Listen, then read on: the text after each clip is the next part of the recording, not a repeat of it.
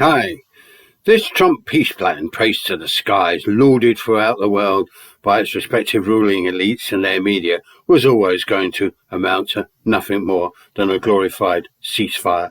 Israel will continue with its IDF Gazan incursions, piecemeal annexation of the West Bank, and the Middle East jihadists will continue with their holy wars, bringing untold misery and terror into the region.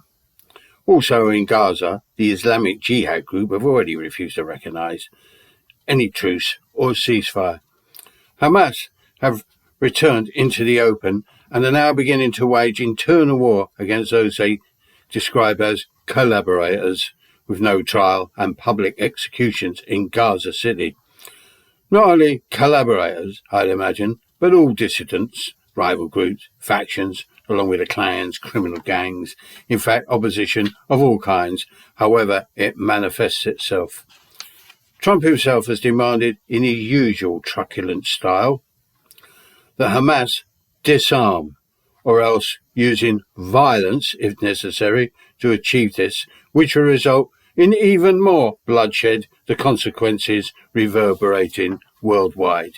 Our liberal left and harder left in general have little to say about the internal situation in Gaza as Hamas brutally reassert their authority because, after all, they regard them as freedom fighters.